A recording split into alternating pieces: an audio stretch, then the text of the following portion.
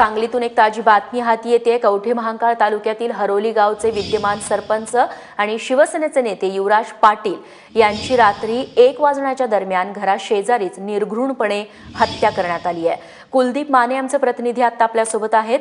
कुलदीप, या हत्येमागचं कारण कळू शकलंय का आणि कुणाला अटक करण्यात आली आहे का? रेश्मा, रात्री साधारण 1च्या सुमारास ही घराशेजारीच मानेवरती आणि डोक्यावरती वार करून त्यांची हत्या करण्यात आलेली आहे। पोलीस सध्या या ठिकाणी घटनास्थळी दाखल झालेले आहेत। पंचनामा चालू आहे। गावात तणावपूर्ण वातावरण आहे। मात्र हत्येमागचं कारण अजून अद्याप स्पष्ट झालेलं नाहीये।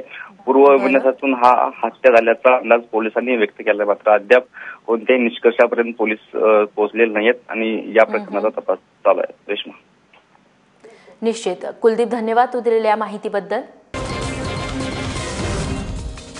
आदल्या दिवशीचे इंजिनिअरिंगचे पेपर एका घरात लिहिताना 27 विद्यार्थ्यांना अटक करण्यात आल्याची घटना औरंगाबादेत घडली आहे। मंगळवारी सिव्हिल इंजिनिअरिंगचे 2ऱ्या आणि 3ऱ्या वर्षांचे पेपर होते, पण पेपर दिल्यानंतर देखील तेच पेपर काल शिवसेनेचे नगरसेवक सीताराम सुरे यांच्या घरात काही विद्यार्थी सोडवत असल्याची माहिती औरंगाबादच्या क्राईम ब्रांचला मिळाली।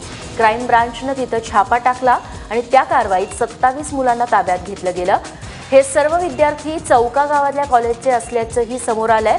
दरम्यान हे पेपर या विद्यार्थ्यांकडे कसे आले, शिवसेना नगरसेवकांचा यात काय हात आहे, याचा तपास आता पोलीस करतायत। कोणतेही पुरावे नसताना आरोप करणाऱ्या अंजली दमानिया यांच्यावरती कायदेशीर कारवाई करण्याचा इशारा आता छगन भुजबळ यांनी दिलाय। राष्ट्रवादी काँग्रेसचे ज्येष्ठ नेते छगन भुजबळ आणि समीर भुजबळ यांची आर्थर रोड तुरुंगामध्ये दारू, चिकन अशी सोय केली जाते असा आरोप दमानिया यांनी केलेला होता। त्या संदर्भात काल महाराष्ट्र कारागृह विभागाकडून चौकशीचे हे आदेश दिले गेलेत। मात्र हे सगळे आरोप बिनबुडाचे असून त्यात काहीही तथ्य नाही असा दावा छगन भुजबळ यांनी केलाय। त्या संदर्भात एक पत्र लिहून त्यांनी सर्व आरोप फेटाळून लावले।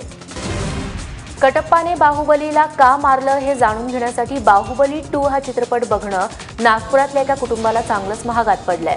दवे कुटुंबीय रात्री चित्रपट बघण्यासाठी गेलेले असताना अमोल राऊत या चोरट्यानं त्यांच्या घरात शिरकाव केला आणि 1,70,000 रुपयांची रोकड आणि 16 तोळे सोन्याचे दागिने आहे त्यावरती हात साफ केला। मात्र बाहेर काही लोक असल्यानं पकडले जाऊ म्हणून त्यानं चोरलेल्या साहित्याची पिशवी बाहेर फेकली आणि जवळच्या एका मैदानात पुरली। मात्र पोलिसांना अमोलची बेवारस उभी असलेली बाईक दिसली आणि बाईकच्या नंबरच्या आधारे बुटीबोरी परिसरातून त्याला अटक करण्यात आली।